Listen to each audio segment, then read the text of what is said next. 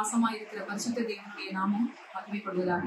பிரியமான கர்த்தருடைய பிள்ளைகளே, இந்த காலை தியானத்திலே, சகோதரிகள் தியானத்திலே உங்களை சந்திக்கும்படியான கிருபைகளை ஆண்டவர் தந்ததற்காக ஆண்டவருக்கு நன்றி செலுத்துகிறேன். யாவருக்கு ஸ்தோத்திரங்களையும் செலுத்துகிறேன். இந்த நாளில் நம்முடைய சிந்தனைக்கு ஆதாரமாக வேத வசனத்தை நாம் வாசிக்கும் போது சங்கீதக்காரராகிய தாவீது எழுதின சங்கீதங்களின் புஸ்தகத்திலே 31வது சங்கீதத்தை நம் தியானத்துக்கு நேராக எடுத்துக்கொள்ளலாம். ராக தலைவனுக்கு ஒப்புவிக்கப்பட்ட அந்த தாவீது சங்கீதத்தை நாம் வாசிக்கும் போது இதனுடைய ஒவ்வொரு வார்த்தைகளும் ஒவ்வொரு வசனமும் எங்களுடைய வாழ்க்கையிலே இது சாத்தியமா இருக்கும் ஆண்டவரேன்னு சொல்லி ஒவ்வொரு வார்த்தையின் மூலமாக ஆண்டவர் உங்களோடு பேசுகிறதை நீங்கள் நான் உணர முடியும். இந்த நாளிலும் கூட அந்த வார்த்தைகள் ஒவ்வொரு வார்த்தைகளும் கர்த்தர் நமக்கென்று கொடுக்கப்பட்டதான வார்த்தைகள். நாம் தேவ வசனம் ஆவியினால் நிறைந்திருக்கிறது, பரிசுத்த ஆவியானவரால் அருளப்பட்டிருக்கிறது. அந்த வார்த்தைகள் நம்மை காத்து கொண்டு நம்மளை பலப்படுத்தி நம்மளை எல்லா உபத்திரவத்தினின்றும் நம்மளை விடுவித்து நம்மளை தாங்கக்கூடிய கர்த்தருடைய செம்மையான வார்த்தைகளா இருக்கிறதுக்காக ஆண்டவருக்கு நன்றி செலுத்துவோம். அது போலதான் இந்த 31வது சங்கீதத்துல கூட நம்ம அதனுடைய 22வது வசனத்தை வாசிக்கும் போது உன்னுடைய கண்களுக்கு முன்பாக இராதபடிக்கு வெட்டுண்டேன் என்று நான் என் மன கலக்கத்திலே சொன்னேன். பாருங்க, உம்முடைய கண்களுக்கு முன்பாக இராதபடிக்கு நான் வெட்டுண்டேன் என்று என் மன கலக்கத்திலே சொன்னேன் என்று தாவீது ராஜா அங்கே சொல்லுகிறதை பார்க்கும். பிரியமானவர்களே, இன்னைக்கு நம்முடைய வாழ்க்கையிலும் கூட வெட்டுண்ட ஒரு நிலைமைகள், ஆண்டோடைய கண்களுக்கு முன்பாக இராதபடிக்கு நான் வெட்டுண்டு போயிட்டேன் என்ற மனக்கலக்கம் உங்களுடைய என்னுடைய வாழ்க்கையில ஏதோ ஒரு சூழ்நிலைகளை கடந்து போய்கொண்டுதான் இருக்கிறோம். பிரியமானவர்களே, ஆமா, ஏதோ ஒரு காரியத்துல நான் இன்னைக்கு ஜெயமற்று போயிட்டேன், நான் பலனடைந்து போயிட்டேன், சத்துருவால நான் பிடிக்கப்பட்டு போயிட்டேன், சத்துரு என் வாழ்க்கையில மேற்கொள்ள வந்துட்டானேன்னு சொல்லி அநேக விஷயங்கள்ல நம்ம தோல்வியற்றவர்களாக, தலைகுனிந்தவர்களாக, பலனற்றவர்களாக, தடைகளை தாண்ட முடியாதவாறு நான் ஒண்ணுமே இல்லை, என்னுடைய வாழ்க்கையில அவ்வளவுதான், எல்லாமே ஜீரோவா ஆயிடுச்சு, இனி என்னுடைய வாழ்க்கையில நான் ஸ்டெப் எடுத்து செய்வதற்கோ, நான் எதிர்காலத்து குறித்து நான் யோசிப்பதற்கோ, என்னுடைய வாழ்க்கையில அந்த நன்மையான ஈவுகளை இனிமே நான் பெற்றுக்கொள்வதற்கோ நான் ஒண்ணுமே இல்லை அப்படின்னா பல வேளையில நம்ம சிந்தித்துக் கொண்டிருக்கிறோம். அதுவும் மனதளவுல நம்ம சிந்திக்கிறோம். மனக்கலக்கத்திலே சொன்னேன் என்று. மனம் கலங்கிடுச்சுன்னா நம்மளை யாராலையும் அதை சரிப்படுத்தவே முடியாது. பிரியமானவர்களே, அந்த மனக்கலக்கத்தை தான் தாவீது ராஜா சொல்கிறார், உம்முடைய கண்களுக்கு முன்பாக இராதபடிக்கு நான் வெட்டுண்டு போனேன் என்று என் மனக்கலக்கத்திலேயே சொன்னேன். நம்முடைய வாழ்க்கையிலும் கூட அநேக சூழ்நிலைகள்ல சத்துருவால, சாத்தானால, பொல்லாத ஆவியினால, பொல்லாத பிரபஞ்சத்துல வாழ்ற நாம பொல்லாத ஒரு சூழ்நிலையில மாட்டிக்கொள்ளும் போது இதற்கு மேல என்னால ஒன்றுமே இல்லை, நான் விழுந்து போயிட்டேன், நான் அவ்வளவுதான், ஒண்ணுக்குமே உதவாம போயிட்டேன், நான் வெட்டுண்டு போயிட்டேன், நான் வெட்டப்பட்டு போயிட்டேன், சகலத்தையும் என்னுடைய வாழ்க்கையில இழந்துட்டேன்னு சொல்லி அநேக வேளைகள்ல மனம் கலங்குறோம். பிரியமானவர்களே, ஆனால் அதற்கப்புறமாக ராஜா என்ன சொல்கிறாருங்க, ஆனாலும் நான் உம்மை நோக்கி கூப்பிட்ட போது என் விண்ணப்பங்களின் சத்தத்தை கேட்டேன். பிரியமானவர்களே, நம்முடைய வாழ்க்கையில ஒளியாகிய கிறிஸ்து, வழியாகி கிறிஸ்து, ஜீவனாகி கிறிஸ்து, நித்திய ஜீவனை நமக்கு தந்தருகிற ராஜா ஒருவர் இருக்கிறார். அப்படிப்பட்ட அந்த ராஜா நம்முடைய இருதயத்துக்குள்ள இருக்கிறதுனால ஆனாலும் கர்த்தாவே நான் உம்மை நோக்கி கூப்பிட்டேன்.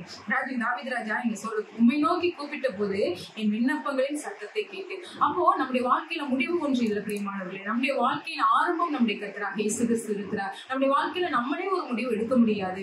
நமக்குள்ளாக இருக்கிறவர், நம்மை மீட்டு கொண்டவர், நம்மை தாயின் கருவிலை உருவாக்கினவர், நம்மளுடைய ஆத்துமத்தை அவர் மீட்டு வைத்திருக்கிறார். நம்முடைய ஆத்துமத்தின் பலனை திருப்தியாகும்படியாக செய்கிற நம்முடைய ராஜாதி ராஜா நம்மளோடு கூட இருக்கிறதுனாலே நாம் என்ன செய்ய வேண்டும், நம்முடைய விண்ணப்பத்தை அவருக்கு நேராக கொண்டு போக வேண்டும். கர்த்தாவே, நான் பலனற்று போயிட்டேன்னா, நான் இதில் தோல்வியுற்று போயிட்டேன்னா, ஒன்றுமே இல்லாத ஒரு நிலைமையில தான் இருக்கிறேன், என் மன கலக்கத்துல நான் இருக்கேன், ஆனாலும் நான் தொய்ந்து போயிட மாட்டேன் சுவாமி, எனக்கு ஒன்று எதிர்காலத்தை கொடுக்கிறவர் நீர் இருக்கிறேன், எனக்கு ஒரு புதியதை உருவாக்குகிறவர் நீர் இருக்கிறேன், எனக்கு புதிய பாதையை வழிவகுக்கிற தெய்வம் ஒருத்தர் இருக்கிறார் என்று சொல்லி அவர் விண்ணப்பங்களை அவர் மூலமாக நம்முடைய சமூகத்துல, அவருடைய சமூகத்திலே நாம் ஏறெடுக்கும் போது கர்த்தர் நமக்கு பதிலளிக்கக்கூடியவராய் இருக்கிறார். அவர் நம்முடைய சத்தத்தை கேட்கக்கூடியவராய் இருக்கிறார். மனுஷங்கிட்ட போய் நம்ம என்னுடைய வாழ்க்கையில் உள்ளதான், இதுக்கு மேல நான் ஏதாவது செய்ய முடியுமா, எனக்கு ஏதாவது ஒரு ஐடியா இருக்கா, எனக்கு ஏதாவது ஒரு சூழ்ச்சியை செய்ய முடியுமா, எனக்கு ஏதாவது ஒரு கிருபை கிடைச்சிருமா, நன்மை கிடைச்சிருமா, உங்களால முடியுமா, என்னால முடியுமா, நம்ம கேட்க முடியாது. பிரியமானவர்களே, மனுஷரால் கூடாதது கர்த்தரால் கூடும் என்று சொல்லி வேதவசனம் சொல்கிறது இல்லையா?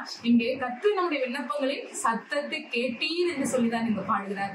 நம்முடைய வாழ்க்கையிலும் கூட நம்முடைய விண்ணப்பத்தை கேட்கிற ஒரு தெய்வம் இருக்கிறார். யார்கிட்ட சொல்லணும்னா அவர்கிட்ட மாத்திரம் தான் சொல்லணும். உங்களை என்னையும் உண்டாக்கினவர், உங்களை என்னையும் சிருஷ்டித்தவர், உங்களை என்னையும் இந்த பாடுகள் வழியாய் நடத்தி கொண்டு நம்மளோடு நமக்கு பலப்படுத்தும்படியாக அந்த பாடுகளின் வழியில நாம் பரமனை தேடும்படியான கிருபைகளை நம்மளோடு கூட தந்தருளுகிறாரே, அவருக்கு நேராக அவருடைய சமூகத்தில் கையெடுப்போம். ஆனால் நம்முடைய விண்ணப்பத்தை கேட்கக்கூடியவராய் இருக்கிறார். பிரியமானவர்களே, அதான் 1வது வசனத்தை நாம் வாசிக்கிறோம் இல்லையா?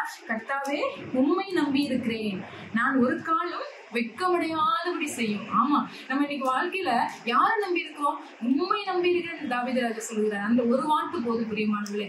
அவரை நாம் நம்பும் போது நாம் பலனற்று போக முடியாது, நம் தோல்வியற்று போக முடியாது. நாம் ஒரு காலம் வெட்கமடையாதபடி செய்கிற தெய்வம் நம்மளோடு கொடுக்கிறார். ஆமா ஆண்டவரே, என் குடும்பம் வெட்கப்பட்டு நின்றக்கூடாது, என் சபை வெட்கப்பட்டு நின்றக்கூடாது, என் பிள்ளைங்க வெட்கப்பட்டு நின்றக்கூடாது, என் சந்ததி வெட்கப்பட்டு நின்றக்கூடாது. ஆண்டவரே, நான் யாரு முன்னாடியும் தலை குனிஞ்சு போயிடக்கூடாது. சத்துருவுக்கு முன்னாடி என்னை தலைகுனியும் வச்சிடாதீங்க, சாத்தானுக்கு முன்னாடி என்னை தலைகுனியும் வச்சிடாதீங்க ஆண்டவரே என்று சொல்லி தலை நிமிர செய்கிற தகப்பனுடைய பொற்கரத்துல உங்களை என்னை நம்ம அர்ப்பணிக்கும் போது அவர் நம்முடைய விண்ணப்பங்களின் சத்தத்தை கேட்கக்கூடியவராய் இருக்கிறார். பிரியமானவர்களே, நம்மை வெட்கமடையாதபடி செய்யக்கூடிய நல்ல தகப்பனாய் இருக்கிறார். நம்ம வெட்கப்பட்டு தலை குனிவது அவருக்கு பிரியமானது அல்ல.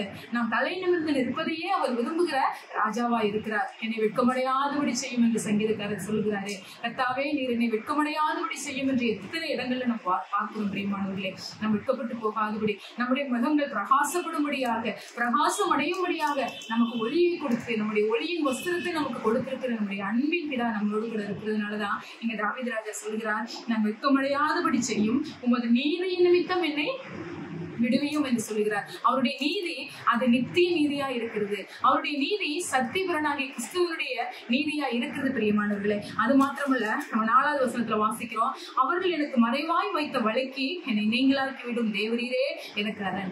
பிரியமானவர்கள், இன்னைக்கு நம்ம கண்ணுக்கு தெரியுது சில விஷயங்கள் தான். நமக்கு விரோதம் செய்யறதுலாம் கண்ணுக்கு பாக்குறதுக்கு சின்ன விஷயங்களா தான் இருக்கும். ஆனா கண்ணுக்கு தெரியாத அநேக வலைகள் நமக்கு வச்சிருப்பாங்க. கண்ணிகள் நமக்கு வச்சிருப்பாங்க.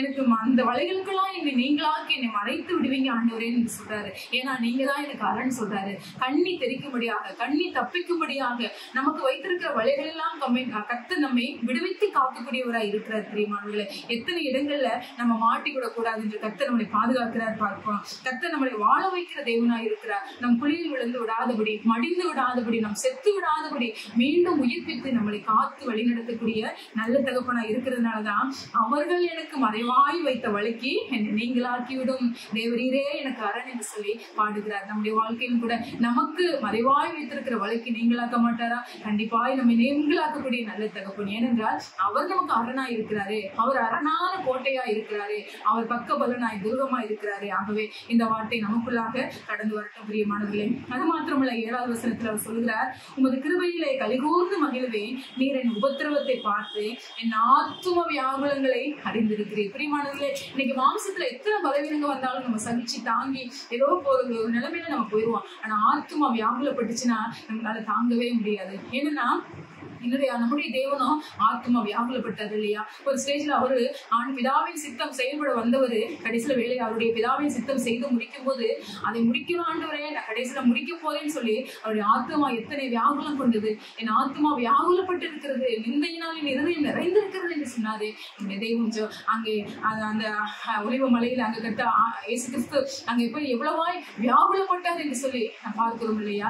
ஆண்டவருடைய வேர்வையின் ரத்தம் அந்த கெத்சமனே தோட்டத்திலே ரத்தத்தின் பெருந்துளிகளா அங்கே விழுந்தது என்று சொல்லி நாம் பார்க்கிறோமே. அவருடைய வியாகுலம் அவ்வளவாய் ரத்த நாளங்கள் தேடி வெடித்து அங்கே ரத்தமாய் வெடிந்தது நம்ம பார்க்கிறோம் பிரியமானவர்களே. அவ்வளவு வியாகுலம். ஏனென்றால் என்னுடைய இன்னைக்கு ஆத்ம வியாகுலத்தை என் தேவன் அறிந்திருக்கிறார். காரணம், அந்த வியாகுலத்தின் வழியாய் அந்த ரட்சகர் கடந்து போயிருக்கிறார் பிரியமானவர்களே. அவருடைய வாழ்க்கையில பிதாவின் சித்தம் செய்வதற்காக 30 வருஷம் பிதாவின் சித்தத்தின்படி அவர் அங்கே அமைதியாய் வாழ்ந்தார். ஒரு குடும்பத்திலே 3 வருஷம் அவருடைய ஊழியத்தை செய்வதற்காக அவர் வந்து பட்ட பாடுகள், கடைசியாக அவருடைய அந்த காரியங்களை முடிக்க போகும்போது அவருக்கு வந்து வியாகுலம் எப்படியா இருந்தது என்று சொல்லி நீங்கள் நானும் பார்த்தோம். நம்முடைய வாழ்க்கையில அவர் ஆவியினாலே, பரிசுத்த ஆவியினாலே அவர் பிறந்தார் ஒரு கன்னியின் வயிற்றிலே. அவருடைய வித்து உங்களுக்கும் எனக்குள்ள இருக்கிறதுனாலே நாமும் ஆவியினாலே பலன் பெற்று இருக்கிறோம், ஆவியானவர்னாலே நடத்தப்பட்டு இருக்கிறோம். ஆனால் நம்முடைய வாழ்க்கையில பல பாடுகள், பிறந்த நாள்ல இருந்து வளர்கிற நாள், சிறு வயதில் பல பிரச்சனைகள் வரும். கர்த்தருக்காக எதையாவது முன்வைக்க போகும்போது ஒரு பாடுகள் வந்துடும். வாலிப நாட்கள்ல கர்த்தருக்காக இதை செய்யணும்னு சொல்லும்போது அங்கு ஒரு முள்ளு நமக்கு வந்துடும். வாலிப நாட்கள் கடந்த திருமண வயதுல வரும்போது அங்கு ஒரு பிரச்சனை நமக்கு வரும். திருமணத்தின் பிறகு பிள்ளைகள் மூலமாக நமக்கு ஒரு பாடுகள் வரும். அதுக்கப்புறம் 40 வயசுக்கு மேல நமக்கு ஒரு கர்த்தருக்காக என் ஆத்துமா என்ன ஆண்டவரே செஞ்சுட்டு இந்த பூமியில இங்கே வாழ்ந்து இந்த போராட்டத்துல, இந்த பிள்ளைகளுக்குள்ள, இந்த கணவருக்குள்ள, இந்த குடும்பத்துக்குள்ள, இந்த சூழ்நிலைகளுக்குள்ள நான் இப்படியே வாழ்ந்து என்னுடைய நாட்களை முடிச்சிருவேன்னா என்னுடைய ஆத்துமா எதற்காக வியாகுலப்படுகிறது? உங்களுடைய சித்தம் நான் செய்வேன், செய்வேனா, உங்களுடைய சித்தத்தை நான் செய்து முடிப்பேனா, பரமராஜ்யத்துக்கு நான் பங்குள்ளவளாக நான் வருவேனான்னு சொல்லி நம்முடைய ஆத்மா வியாகுலப்படணும். பிரியமானவர்களே, இந்த நாட்கள் நம்முடைய ஆத்மா எதற்காக வியாகுலப்பட்டிருக்கிறது? நீங்களும் நானும் யோசித்து பார்க்கணும். தேவனுடைய பாதத்துல கதறக்கூடியவர்களா இருக்கணும். என்னுடைய ஆத்மா யாருக்காக, எதற்காக, என் தேவ சித்தம் செய்வதற்கு நான் வியாகுலப்படுகிறேனா? இப்படியே என் காலங்கள் கடந்து விடும் ஆண்டவரே. உமக்காக நான் எப்பொழுது வாழ்வேன்? உமக்காக நான் எப்படி ஸ்டெப் எடுத்து வைப்பேன்? உமக்காக என் அடிகளை எப்படி நான் ஸ்திரப்படுத்துவேன்னு சொல்லி நீங்களும் நான் கத்திற்குள்ளாக ஒரு மன வைராக்கியத்தோடு அவருடைய சமூகத்திலே காத்திருக்கக்கூடிய பிள்ளைகளாய் நாம் இருக்க வேண்டும். எப்படி பிதாவின் சித்தம் செய்வதே ஆண்டவர் இங்கே நோக்கமாய் கொண்டு அவர் இருந்தார். இன்னைக்கு ஒரு வேலை நம்ம செய்யணும்னா அந்த வேலையில முடிச்சுவோம். அந்த வேலைகளை முடிச்சு எல்லாம் செய்வோம். ஆனா அந்த வேலைகளுக்குள்ளாக இவ்வளவு பிரச்சனைகள் இருக்கு அப்படின்னு அறியும் போது அந்த காரியங்களுக்குள்ளாக நுழைவதற்கே நமக்கு பயமா இருக்கும் இல்லையா? ஒரு இடங்கள்ல ஒரு சின்ன பிள்ளை கொண்டு ஒரு ஆஸ்பத்திரியில ஊசி போட கூட்டு போனோம்னா அந்த ஊசி போடுற ஆள்களை விட ஊசி போடுற இடத்தை பார்த்தாலே அந்த பிள்ளை பயந்துரும். அந்த அளவு தான் நம்முடைய வாழ்க்கையிலும் கூட அந்த பிரச்சனையை நம்ம கடந்து போவோம். ஆனா கடந்து போறதுக்கு முன்னாடி வருகிற பாடுகளையும் சூழ்நிலைகளையும் பார்க்கும்போது அந்த பிரச்சனைகளை கடக்க முடியாத அளவுக்கு ஒரு துன்பம் நம்மளை தடுத்து நிறுத்திடும். ஆனா ஆவியானவர் நம்முடைய வாழ்க்கையில அவர் செயல்படும் போது அவர் நம்முடைய வெட்கப்படுத்தாதபடி நம்மளை தாங்குகிற அரணா இருக்கும்போது நான் பயப்பட தேவையில்லை. பிரியமானவர்களே, இங்கே சங்கீதக்காரராகிய தாவீது என் ஆத்மா வியாகுலங்களை அறிந்திருக்கிறேன் என் உபத்திரவத்தை பார்த்து என்று சொல்லுகிறார். நம்முடைய வாழ்க்கையில நம்முடைய ஆத்மா வியாகுலங்களை அறிந்து கட்ட என்னுடைய ஆத்மா எதற்காக வியாகுலப்படுகிறது? இந்த பூமியிலே வாழுகிற நாட்களிலே உமக்காக வைராக்கியமாய் நான் வாழ வேண்டும் ஆண்டவரே. இந்த உலகமோ, இந்த குடும்பமோ, இந்த சூழ்நிலையோ, இந்த காரியங்களோ உங்களுடைய சத்தியத்தின் வழியை விட்டு, உங்களுடைய சத்திய பாதையை விட்டு, உமக்காக செய்கிற வேலையை விட்டு என்னை நிறுத்திடக்கூடாதுன்னு சொல்லிட்டு நம்முடைய ஆத்மா கர்த்தருக்காக வியாகுலப்படணும். அவருடைய நாமத்திற்காக வியாகுலப்படணும். அவருடைய சத்திய வசனத்தை அறிவிக்கிறதுக்காக வியாகுலப்படணும் ஆண்டவரே என்று சொல்லி நம்முடைய தேவ சமூகத்தில் நம்ம காத்திருப்போம். அவர் நமக்கு அப்படிப்பட்ட கிருபைகளை தந்தரல வேண்டும் என்று நம்ம ஜெபிப்போம். ஜெப சிந்தையோடு இருப்போம். இந்த 31வது சங்கீதத்தில் ஒவ்வொரு வசனமும் நம்முடைய வாழ்க்கையில நம்ம அப்படியே நம்ம எடுத்துக்கொள்ளுவோம். அவர் நம்முடைய விசாலத்திலே நிறுத்துகிற கர்த்தராய் இருக்கிறார். நம்முடைய ஆத்மத்தை பாதுகாத்து நமக்கு வருகிறதான எதிர்ப்புகளிலே நம்ம விட்டுண்டு மடிஞ்சு போய் கிடந்தாலும் கர்த்தர் நமக்கு நினைவாய் இருந்து நம்முடைய விண்ணப்பத்தின் சத்தத்தை அவர் கேட்டு ஒரு காலம் நம்ம வெட்கப்படையாதபடி நம்மளுக்கு செய்து நமக்கு அரணாய் அவர் இருந்து நமக்கு கோட்டையாய் மதிலாய் அரணாய் இருந்து நம்மளை பாதுகாக்க அவர் வல்லமையுள்ளவராய் இருக்கிறார். நாம பிரியப்படும் போது அவருக்காக வாழணும்னு நினைக்கும் போது பலவிதமான சூழ்நிலைகள் நம்மளை ஒரு நாளும் ஒன்றும் செய்ய முடியாது. பிரியமானவர்களே, அவரே நமக்கு அரணாய் கோட்டையாய் பலனாய் நம்மளை திருப்தி செய்கிற தகப்பனாய் நம்மை நடத்தக்கூடியவராய் பரலோக ராஜ்யத்துக்கு பங்குள்ள பாத்திரவான்களாய் உங்களையும் என்னையும் மாற்றுவதற்கு அவர் போதுமானவராய் இருக்கிறார். ஆகவே இந்த நாளிலே இப்படிப்பட்ட சிந்தனைகளை தியானிக்க ஆவியானவர் நமக்கு கிருபை வந்ததற்காக அவருக்கு நன்றி செலுத்துவோம். அவருடைய பரிசுத்த நாமத்தை நீங்களும் நானும் மகிமைப்படுத்துவோம். சிந்தித்த தியானங்களின் மூலமாக தேவன் தாமே மகிமைப்படும்படியாக அவருடைய சத்திய பாதைக்குள்ளே நம்மை வழிநடத்துவ தேவனுக்கு முன்பாக நம்மை தலை வணங்குவோம். கர்த்தர் நமக்கு அப்படிப்பட்ட கிருபைகளை தந்தருள்வாராக. கர்த்தருடைய நாமம் இன்றும் என்றும் சதா காலங்களிலும் மகிமைப்படுவதாக. ஆமென்.